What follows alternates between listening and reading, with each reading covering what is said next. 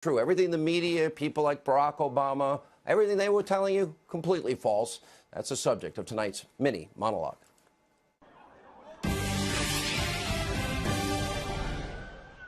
Still camped out in Tijuana, Mexico, following clashes with U.S. Border Patrol officers Sunday. Just today, DHS released more information on what are extremely dangerous conditions for many people, the high number of women who are assaulted during this journey. Griff Jenkins reporting that some migrants are actually self-deporting as they face diminishing prospects of entering the U.S. legally. And he's also uncovering that despite what the mainstream media has been telling you, the vast majority in the caravan happen to be men. And health officials there are reporting that 1/3 of the people traveling in the caravan are being treated for various health issues, including lice, skin infections, 3 confirmed cases of tuberculosis, 4 confirmed cases of chickenpox or more. And by the way, I think we should, on a humanitarian basis, help. But let me be clear. I said many times, I want many people in the caravan. I know that they're searching for a better life, but storming the border, attacking Border Patrol, rocks, bottles, other projectiles, that's not seeking asylum. When do you so-called asylum seekers act like that? We're also learning tonight none of the migrants involved in the clashes will face any prosecution, despite the president's vow that lawlessness on the border will not be tolerated. Meanwhile, the threat of more violence is even prompting the Department of Justice now to send DEA agents and U.S. Marshal Service personnel to Southern California. And just last night, we learned that an admitted MS-13 gang member was recently arrested at the border crossing east of Tijuana. And he's been identified as a 29-year-old Honduran, telling authorities he was part of the caravan. Despite mounting evidence, the media is continuing to downplay the real threat, all while ignoring the failures of the Obama administration and what they did. Oh, they shot pepper spray and tear gas at people that tried to come into the country illegally. Nobody reported on it then. Joining us now, NRA TV contributor Dan Bongino, Fox News contributor, our friend Geraldo Rivera. Geraldo, you got me so mad one night because I said to you, I told you this was coming. What do you want to do, Sean? You want to shoot? No, I don't. I have acknowledged to you how many times that I probably 99% want a better life, and I sympathize with that. I really do. My heart goes out. I want humanitarian health care. We can help them with TB and chicken. We need to do it. But the problem is laws, sovereignty, borders. That's what matters, and the identified criminals that have infiltrated the caravan. Hello, Dan. I love you, my brother Sean. I stand shoulder to shoulder with both of you when it comes to exposing the Russia collusion illusion.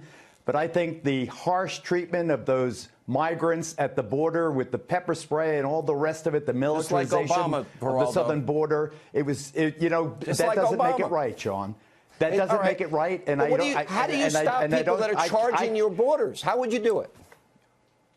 Of the 42 arrested, 8 were women with children, Sean. Those scenes are etched in our national psyche now, like the separation of the children from their parents 2 months ago. Where were all your liberal friends in the Obama years? He did Sean, if indeed these sins were committed during the Obama administration, that doesn't make the sins being committed now right. Okay. We have a collective recollection. But Dan Bongino, it's not just 42 people. We can't treat these people like there were hundreds of people. One MS-13 member. So what do we do when they charge? One MS-13 member among 7,000 or 10,000? Geraldo, Dan, what about our Border Patrol guys? Rocks, bottles, projectiles, tear gas isn't going to kill you. And I think parents have a responsibility to pull their kids away from that situation. That's their responsibility, too. Yeah, Geraldo, again, I appreciate your nice comments. I consider you a friend, too, but you are way, way off base on this. I've stood at roll calls. I was a law enforcement officer. I'm not looking for anybody's pat on the back. Your tax dollars paid for it. It was a great job. But I ask you the same question Sean asked you. You're given a lot of platitudes. Nobody wants to see anybody tear gas. You win. Point stipulated. We both are empathetic to that. But that was not the choice of the Border Patrol officials. The choice was made by people who stormed the border illegally. And I ask you a very simple question, and I would sincerely appreciate an honest answer. You're standing in the face of these Border Patrol agents, patrolling our border, just doing their jobs to keep our nation secure. What do you tell them to do when a rock comes at their face? What What's your answer? Nobody produces an answer. They just produce platitudes. What do you do? This is what you do. This is what you do not do, Dan. You do not shoot tear gas I didn't ask at you what women you with don't small do. children. I asked you do you not what do that. you do. And you and Sean, you're not answering. All right, whoa. You and Sean Geraldo, are both the grandsons or the great-grandsons of immigrants. Italian immigrants, Irish immigrants. They were slandered just like you are slandering these people with these. My wife Paula's an immigrant. They have diseases. They're bringing disease. Read the newspapers from the middle of the 19th century. The Irish were bringing diseases. The Italians were bringing diseases. The question. This is a slander. Why won't you answer the question, Geraldo? These are innocent people seeking a better life. What you don't do is you don't put 6,000 GIs with fixed bayonets at the border. What do you do when they're throwing rocks and bottles at our agents? All right, here's what you do. You send Spanish-speaking ambassadors to the crowd. You explain to them that they are not going to be able to rush the border. You explain to them the facts of life. You explain to them the reality of what's happening. There's hundreds of them charging at them. This is a stain. This is a stain on the Trump presidency that it would be very difficult to eradicate. Charging the border and charging at police. What if it's thousands? What do you do then? That's an important question you need to answer. Are you going to believe those words? Are you going to believe your own lying eyes when you look at the video and you see the composition of this crowd? This is a benign, suffering civilian crowd. Rocks, you can there we go. There's pick the rocks being thrown. The three scenes of the rocks being thrown. What about the scenes of them living in squalor and in the athletic fields? Do it legally, where they're Geraldo. they're begging for food and overflowing toilets and the most inhumane conditions. Why not claim asylum? Where is USA? In the face of a border patrol agent. That in the tidal wave. You're suggesting you do it with humanity, Dan. You do it with humanity and compassion. Humanity and compassion. Geraldo, let me just say this: if we had the wall, nobody would get hurt on either side, and we'd have a new one. Let's build the wall. Let's build it. We end on an agreement. Big news this weekend. The Migrant Caravan actually exists. It's right across the U.S. border in Tijuana, Mexico, causing huge problems for that city.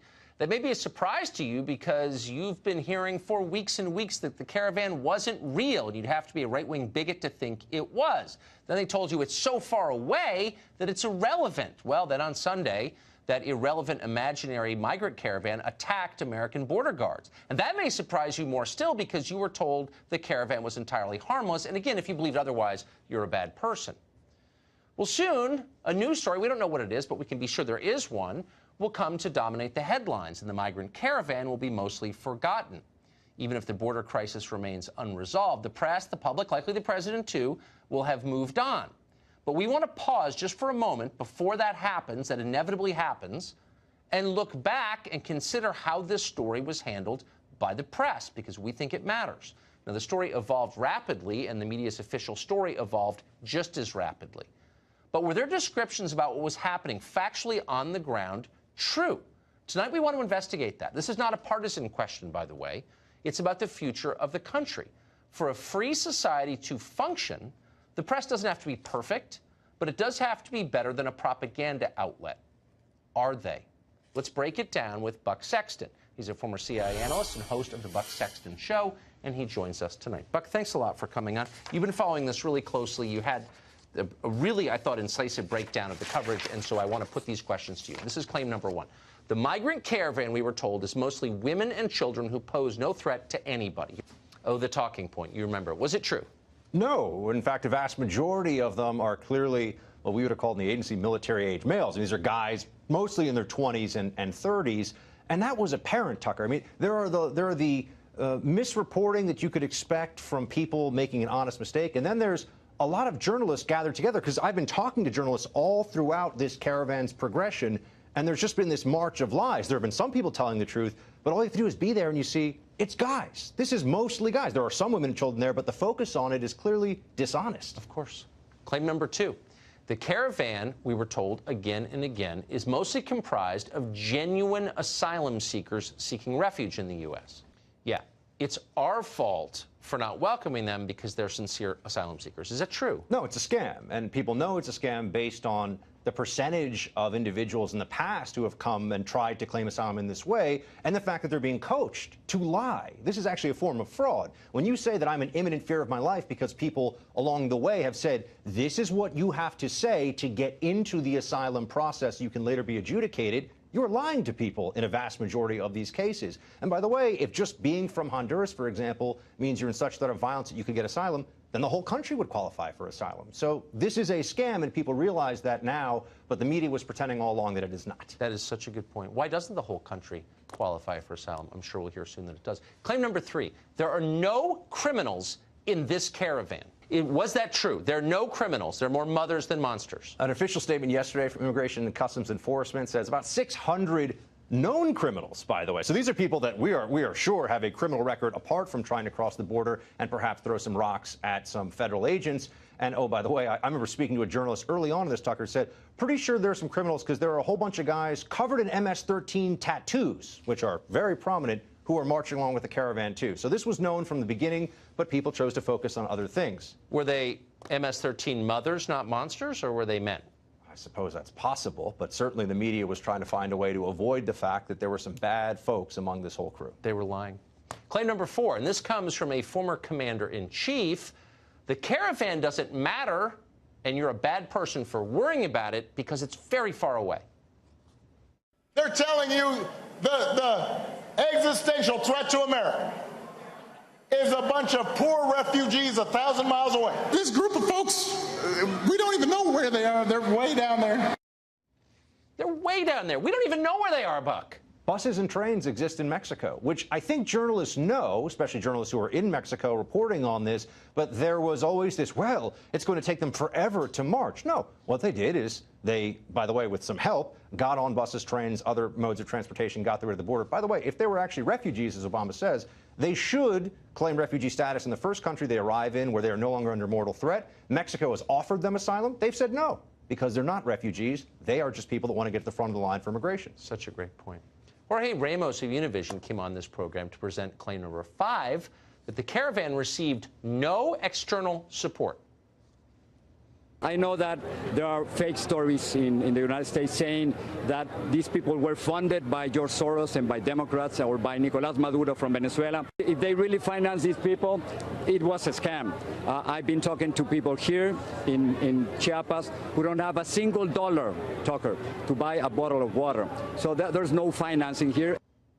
No financing at all. And by the way, you're immoral if you claim otherwise. That's a lie. I've talked to journalists who are seeing people handing out food, gathering donations together so they can buy food and equipment.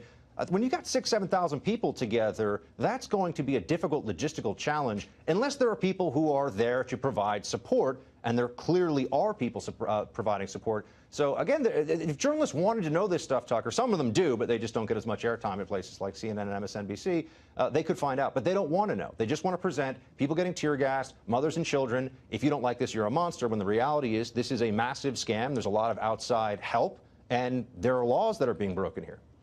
And finally, we have the 6th claim, that deploying troops to the border was wrong, but it was also completely unnecessary. As a New York Times cartoonist put it, troops sign up to fight in an obscure country in the Middle East, not to guard their own country's border. Kamala Harris agreed with that. So why aren't they in Syria where they belong? Also, why can't Senator Harris call down to Border Patrol and say, or Immigration and Customs Enforcement, that matter, do you think it's helpful? Because the answer is yes, because I've spoken to Border Patrol, and they say that the logistical support that military was giving them was, in fact, very much needed because this caravan was arriving, and there were real concerns that they would try to overrun the border, which, Tucker, is exactly what they did do. So we've just had this progression of lies all along the way, and at every phase, it seems the media always gets it wrong in one direction, and that is somehow we're exaggerating this threat when, in fact, we're underestimating the reality of how big this problem is going to get. A precise, fact-based summation, and we're grateful for it. Buck Sexton, thank you very much. Good to see you, Tucker. Thank you, God bless you, and God bless America.